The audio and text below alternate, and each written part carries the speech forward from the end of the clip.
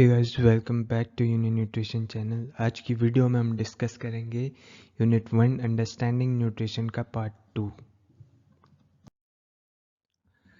इस पार्ट में हम ये 4 टॉपिक्स पढ़ेंगे। फर्स्ट है न्यूट्रिशनल रिक्वायरमेंट, सेकंड है concepts in relation to nutritional requirement, third है फैक्टर्स डिटरमाइनिंग न्यूट्रिशनल रिक्वायरमेंट और फोर्थ है basic terminologies in relation to nutritional requirement.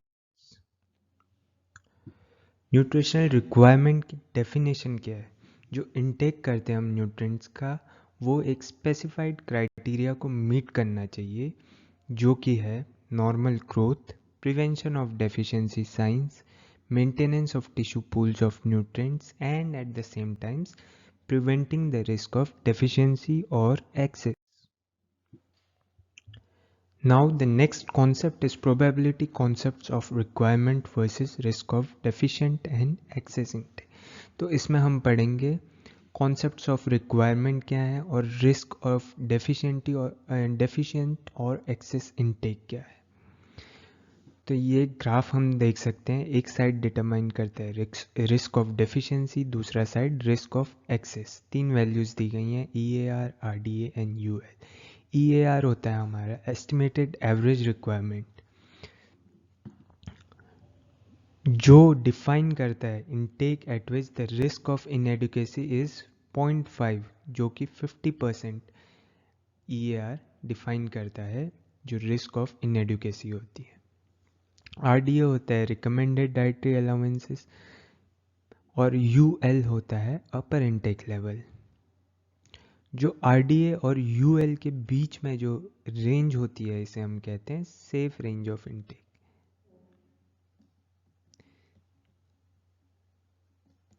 ये क्या डिटरमाइन करती है?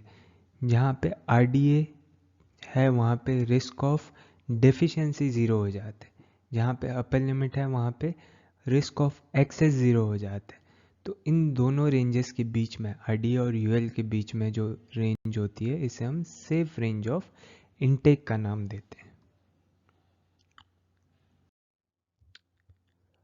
अब हम डिस्कस करेंगे फैक्टर्स जो कि डिटरमाइन करते हैं न्यूट्रिएंट रिक्वायरमेंट्स को.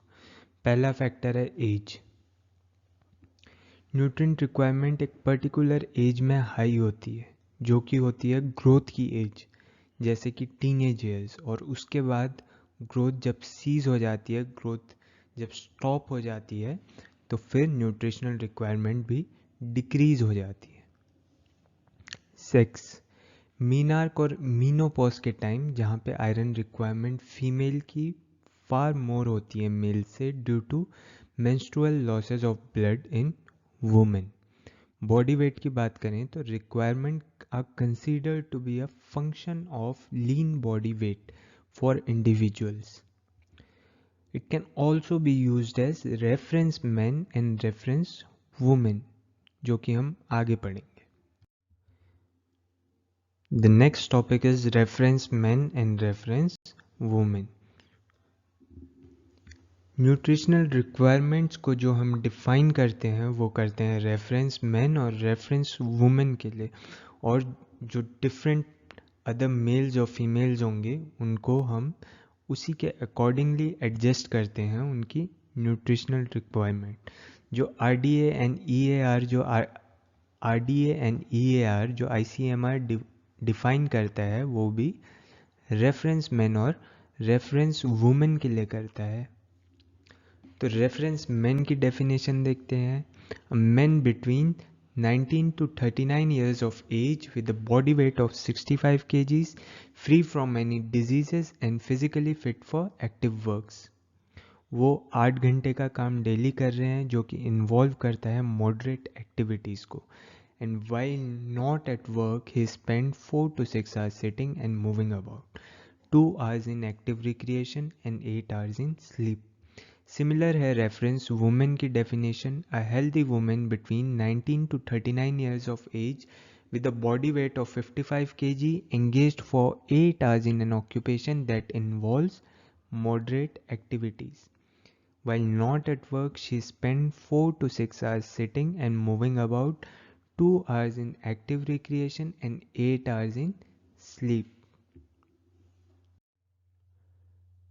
नेक्स्ट टॉपिक है इंडिविजुअल वेरिएबिलिटी ऑफ रिक्वायरमेंट। देखो, हर इंडिविजुअल की न्यूट्रिशनल रिक्वायरमेंट क्या करेंगी, वेरी करेंगी, क्योंकि इनहेरेंट डिफरेंस होते हैं सभी के बीच में। अगर दो एडल्ट इंडिविजुअल हैं जिनका सेम बॉडी वेट है, उनके अंदर भी एनर्जी और न्यूट्रिएंट्स की रिक्वायरमेंट डिफ़र कर सकती है। उनकी एक्टिविटी लेवल डिफरेंट हो सकता है, उनका फैट फ्री मास डिफरेंट हो सकता है, उनका बॉडी मेटाबॉलिज्म डिफरेंस हो सकता है। तो उनके अंदर भी बॉडी रिक्वायरमेंट्स, जो न्यूट्रिशनल रिक्वायरमेंट्स हैं और एनर्जी रिक्वायरमेंट्स हैं, वो हाईली वेरी कर सकती हैं। इस डिस्ट्रीब्यूशन को हम कहते हैं गॉसियन और नॉर्मल डिस्ट्रीब्यूशन। ये ग्राफ जो आप देख रहे हैं, ये है स्टैंडर्ड नॉर्मल डिस्ट्रीब्यूशन कर्व। इसमें जो डेटा डिफाइन करते हैं हम वो करते हैं as mean plus 2 standard deviation. इसका मतलब क्या है, ये जो ज़ीरो वैल्यू है ये हम एज मीन लेंगे। ज़ीरो मीन है तो मीन प्लस 1 स्टैंडर्ड डेविएशन आपका हो जाएगा -1 2 +1। ये वैल्यू होगी आपकी मीन प्लस 1 स्टैंडर्ड डेविएशन की। यहाँ पे जो डेटा फॉल करेगा ये होगा आपका 68% ऑफ द डेटा। यहाँ इन टर्म्स ऑफ जो हम न्यूट्रिशनल स्टडी करते हैं तो वहाँ पे हम लेंगे 68% ऑफ द पॉपुलेशन। अब जो मीन प्लस 2 स्टैंडर्ड डेविएशन है, यहाँ पे फॉल करते हैं 95% of the data. Mean zero है अगेन, और स्टैंडर्ड डेविएशन 2 का मतलब -2 से +2। जितना भी डेटा यहाँ फॉल करेगा इन दोनों के बीच में, इसे हम कहेंगे मीन प्लस 2 स्टैंडर्ड डेविएशन। जो नॉर्मल डिस्ट्रीब्यूशन होता है वो मीन प्लस 2 SD फॉलो करता है। और जो थर्ड होगा मीन प्लस 3 स्टैंडर्ड डेविएशन, यहाँ पे फॉल करेगा आपका 99.7% ऑफ द डेटा। तो -3 to +3 ये हो गया आपका मीन प्लस 3 स्टैंडर्ड डेविएशन। यहाँ पे कितना डेटा फॉल करेगा, 99.7%। यहाँ पे आप देख सकते हैं कि 68% 1 स्टैंडर्ड डेविएशन पे, 2 स्टैंडर्ड डेविएशन पे 95 और 3 स्टैंडर्ड डेविएशन पे 99.7। जो ये रूल फॉलो करेगा ग्राफ, उसे हम क्या कहते हैं, स्टैंडर्ड नॉर्मल डिस्ट्रीब्यूशन कर्व और गॉसियन कर्व। इसी वजह से इस ग्राफ को एक और तरीके से एक्सप्रेस करते हैं, जो कि है 68, 95 एंड 99.7 कर्व।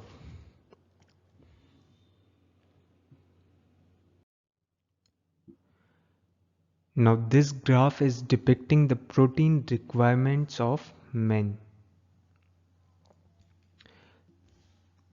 यहाँ पे हम देख सकते हैं जो मीन है वो 50 ग्राम्स पर डे है। +1 स्टैंडर्ड डेविएशन क्या है, 40 to 60। Mean +1 SD is 40 grams to 60 grams per day, और मीन +2 स्टैंडर्ड डेविएशन है 30 to 70। तो ये ग्राफ जो है प्रोटीन रिक्वायरमेंट्स फॉर मेन का, ये एक नॉर्मल डिस्ट्रीब्यूशन फॉलो कर रहा है। Now let us look at the graph depicting the iron requirement for women. जो EAR एस्टिमेटेड एवरेज रिक्वायरमेंट होता है अकॉर्डिंग टू ICMR, वो होता है 15 मिलीग्राम पर डे। ये यहाँ पे इसका एवरेज होगा या मीन होगा। लेकिन यहाँ पे देख सकते हैं आप, जो मेजॉरिटी ऑफ वुमेन है उनमें ये मीन 10 से भी कम है। मतलब जो इनका इनटेक है आयरन का वो यूजुअल डाइट में भी काफ़ी ज़्यादा कम है, almost half of the EAR। ये ग्राफ हम देख सकते हैं normal bell shaped curve follow नहीं कर रहा है और ये हाईली नेगेटिवली स्क्यूड है। इसका मतलब ये है कि जो नॉर्मल इनटेक है आयरन का वो काफ़ी ज़्यादा कम है वुमेन में। नेक्स्ट हम बात करते हैं बायो अवेलेबिलिटी ऑफ न्यूट्रिएंट्स की। इसे हम डिफाइन करते हैं the percentage of dietary nutrients absorbed and utilised for a specific function by the body. जो परसेंटेज एक डाइटरी न्यूट्रिएंट की एब्जॉर्ब भी हो रही है और यूटिलाइज भी हो रही है for a specific function by the body. इसका बेस्ट एग्जांपल है आयरन। आयरन प्रेजेंट होता है दो फॉर्म्स में, एक है इनऑर्गेनिक आयरन और दूसरा है ऑर्गेनिक आयरन। इनऑर्गेनिक होता है वेजिटेरियन फूड्स में और ऑर्गेनिक प्रेजेंट होता है मीट एंड फ्लैश फूड्स में। जो इनऑर्गेनिक फॉर्म ऑफ आयरन होती है उसे हम नॉन हीम आयन भी कहते हैं और जो ऑर्गेनिक फॉर्म होती है इसे हम हेम आयन कहते हैं। जो नॉन हीम आयन एब्जॉर्प्शन होता है वो इफेक्ट कर जाता है by several constituents of diet. जो कि हेम आयन होता है वो एब्जॉर्ब हो जाता है relatively independent of other constituents of diet. जो डाइटरी कंपोनेंट्स जो इनहिबिट करते हैं नॉन हीम आयन एब्जॉर्प्शन को वो हैं फाइटेट्स जो कि प्रेजेंट होते हैं outer layer of cereal grains, tannins in tea, calcium in foods and oxalates in leafy vegetables. और जो डाइटरी कंपोनेंट एनहेंस करते हैं आयन एब्जॉर्प्शन को वो हैं vitamin C present in fruits and vegetables, sulphur containing amino acids and a factor in meat and flesh food. Net absorption हम कैसे निकालते हैं आयरन का फ्रॉम द डाइट?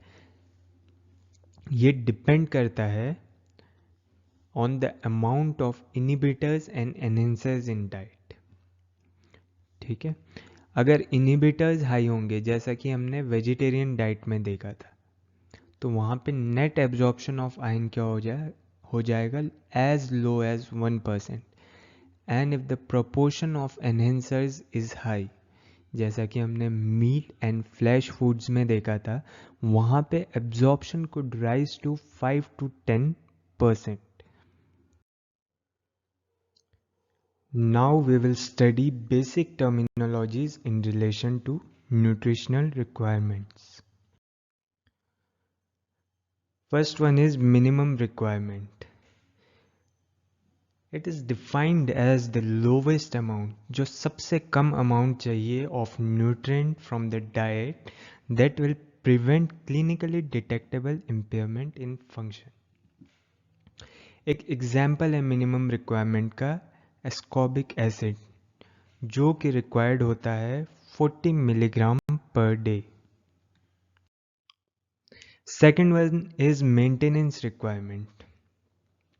ये होता है अमाउंट ऑफ न्यूट्रिएंट जो कि चाहिए रिप्लेस करने के लिए the wear and tear of the tissue with in the body in an healthy individual. Basically जो मेंटेन करने के लिए चाहिए उसे हम मेंटेनेंस रिक्वायरमेंट कहते हैं।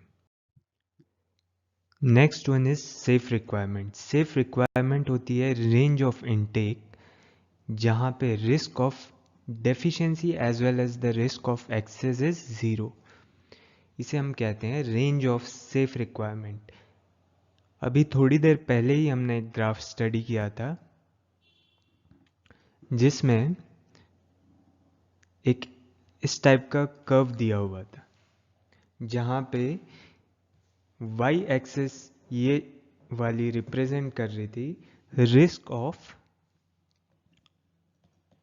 डेफिशिएंसी को और ये रिप्रेजेंट कर रहा था रिस्क ऑफ एक्सेस को।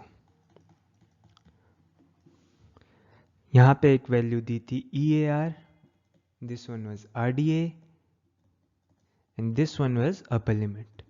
जो ये वाली रेंज थी between RDA and upper limit, जहाँ पे रिस्क ऑफ डेफिशिएंसी 0 था और रिस्क ऑफ एक्सेस 0 था, जिस रेंज में, उसे हम कहते हैं सेफ रेंज ऑफ इनटेक।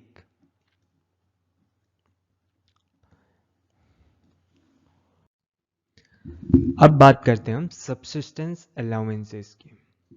इसे हम इमरजेंसी अलाउंसेस भी कहते हैं, क्योंकि ये लोगों को दिया जाता है किसी तरह की क्राइसिस के दौरान, such as natural calamities, example earthquake or any other casualties. The next one is recommended dietary allowances. RDA होता है recommended dietary allowances, which is the intake level that is sufficient to meet the nutrient requirement of nearly all healthy individuals in a particular life stage and gender group. बहुत important term है RDA, बार बार हम RDA के बारे में पढ़ेंगे nutritional sciences में।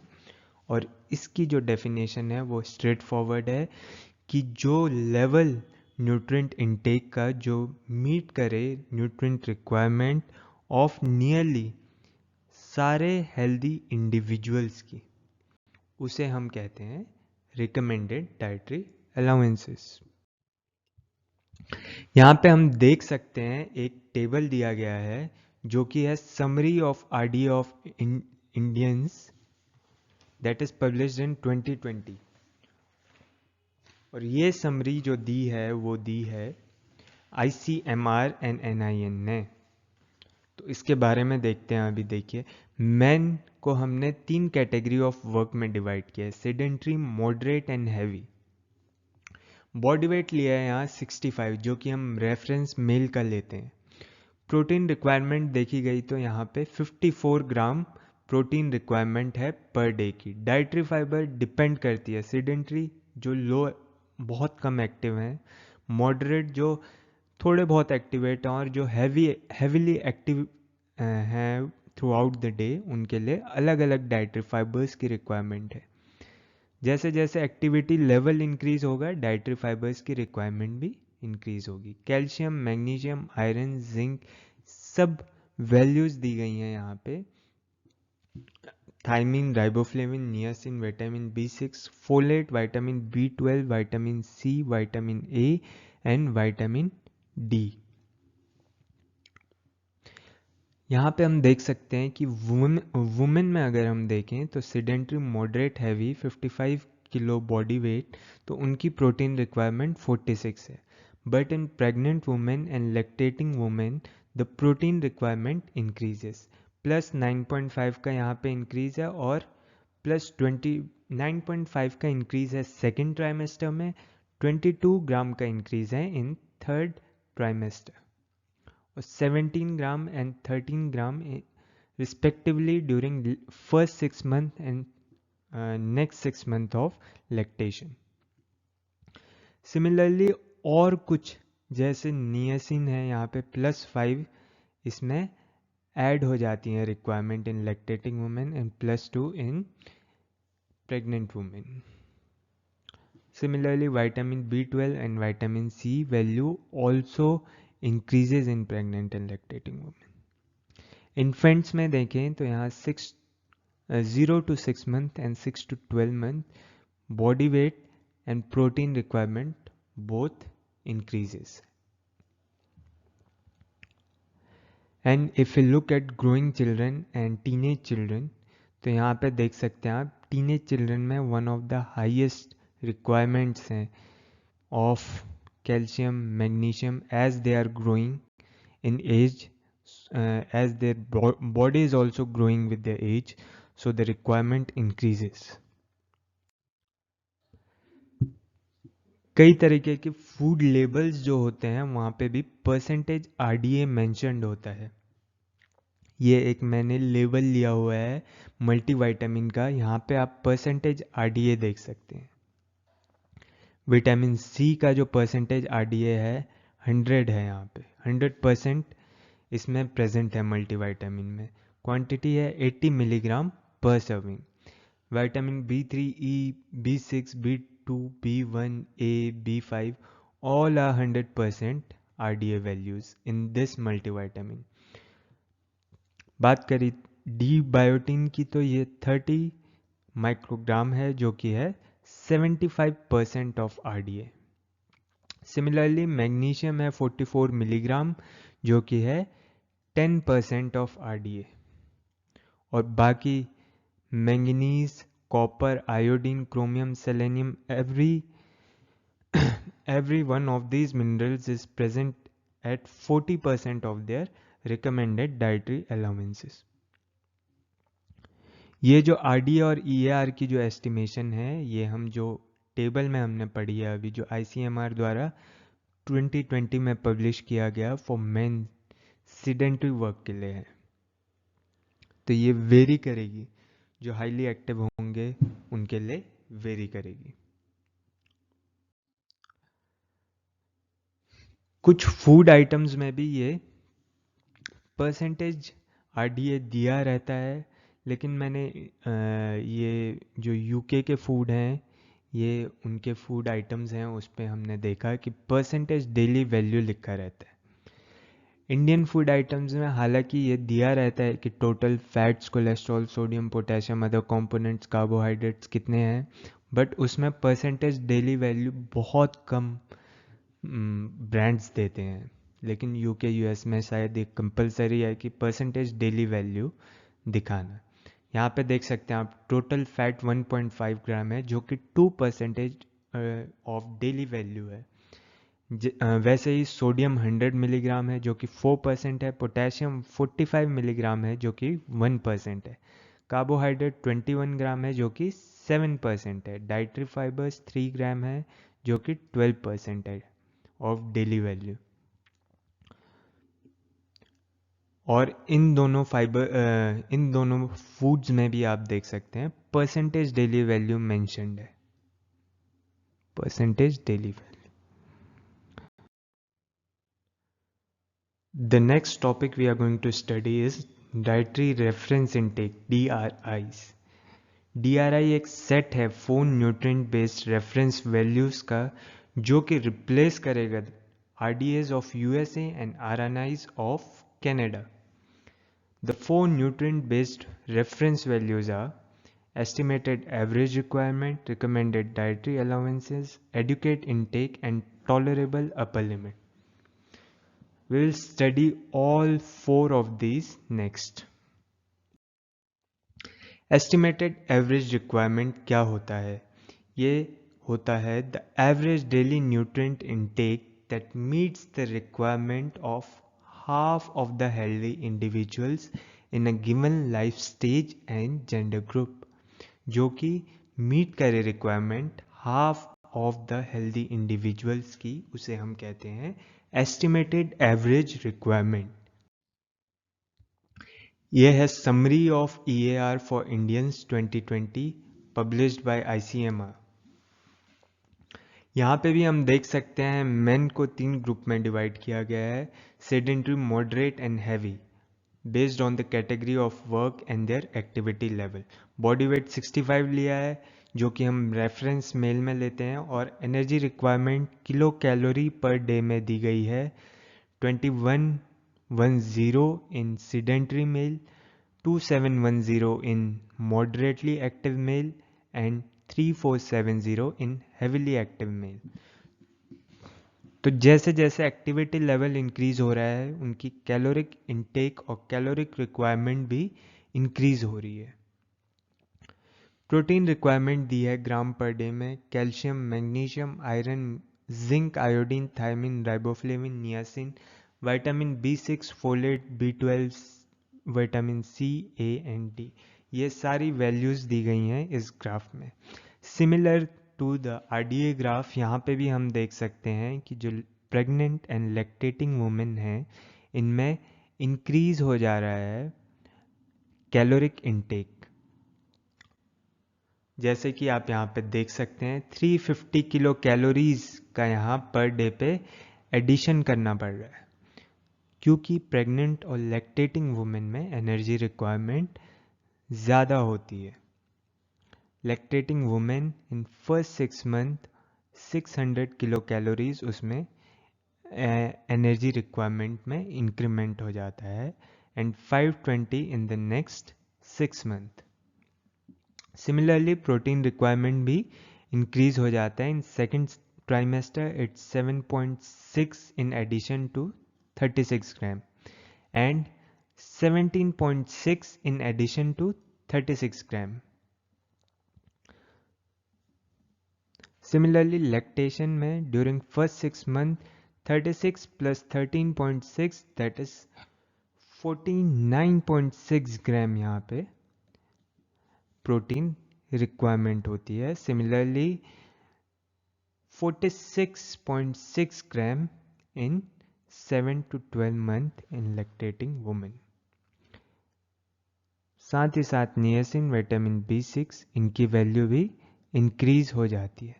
Similarly teenage boys and girls में देखें तो यहाँ पे भी हम देख सकते हैं कि इनकी एनर्जी रिक्वायरमेंट काफ़ी ज़्यादा इंक्रीज हो जाती है, क्योंकि ये बहुत ग्रोथ करते हैं during teenage years. Adequate intake होता है mean observed intake of the group of healthy individual of a particular life stage and gender, उसे हम एडुकेट इनटेक कहते हैं।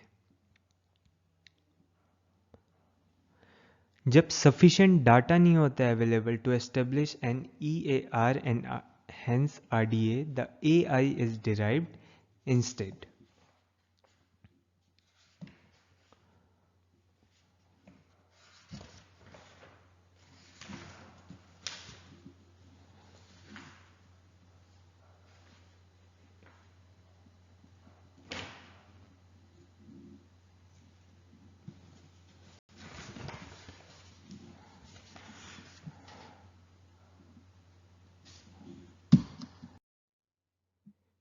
Next, we will study about the tolerable upper limit. It is the highest continuing level of daily nutrient intake that is likely to pose no risk of adverse health effect on almost all individuals in specified life stage. Highest level होता है जो कोई adverse effect ना डाले health पे। ये serve करता है purpose of warning people, warn करता है पीपल को कि इससे हायर लेवल पे अगर आप जाओगे तो वो कोई एडवर्स हेल्थ इफेक्ट में रिजल्ट कर सकता है, इसीलिए इसको अवॉइड करना चाहिए।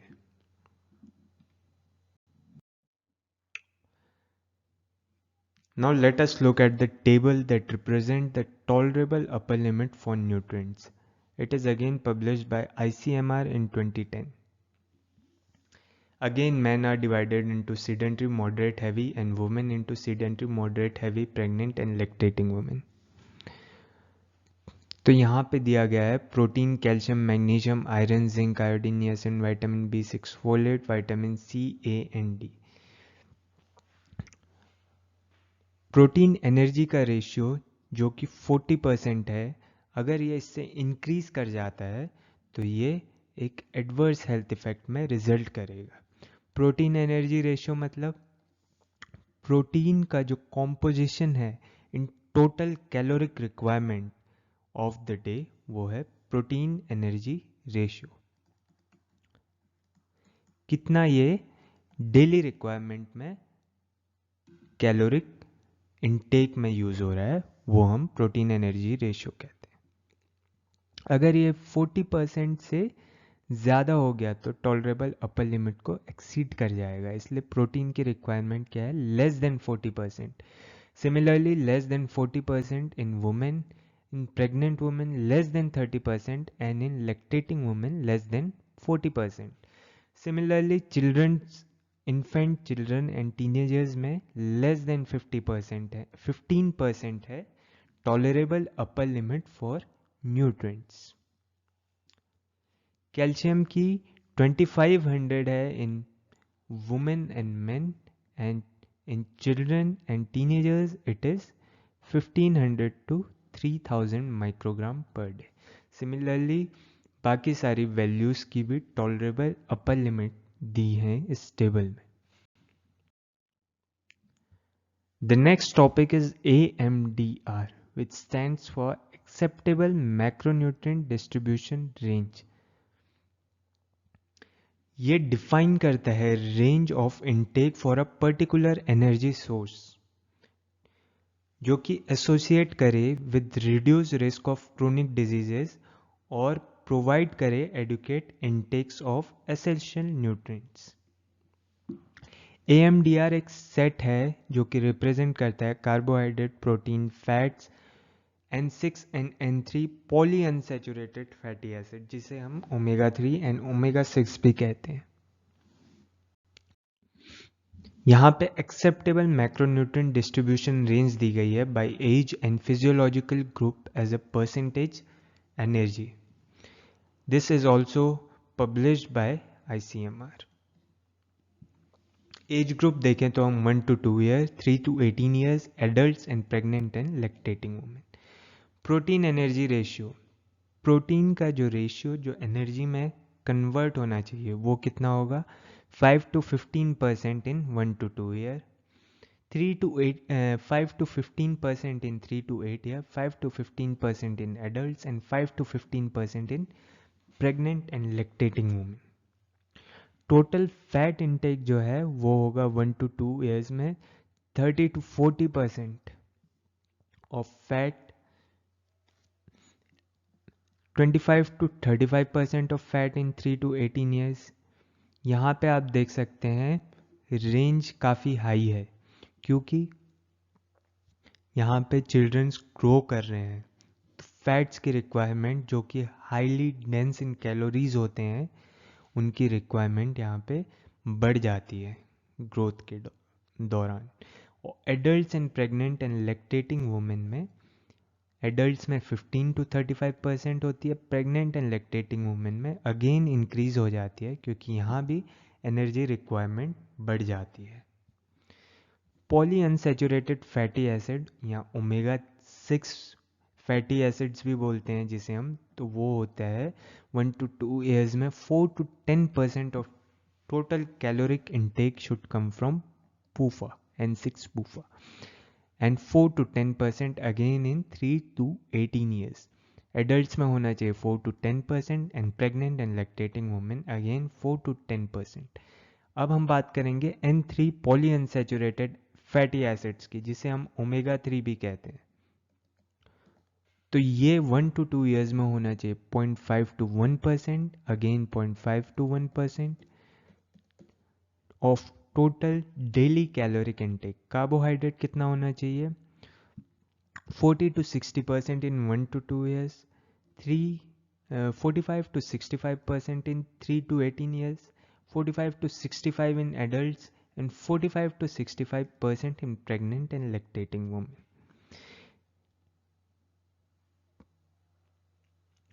यहाँ पे ओमेगा 6 एंड ओमेगा 3 का रेशियो क्या होना चाहिए? 5 to 10:1, 5 to 10, 5 to 10 होना चाहिए हमारा N6 5 to 10% और N3 होना चाहिए, ओमेगा 3 होना चाहिए हमारा 1%। ये रेशियो मेंटेन करके चलना चाहिए। For good health, adults should consume minimum of 100 to 130 gram of carbohydrate and at least 20 gram fat from food sources।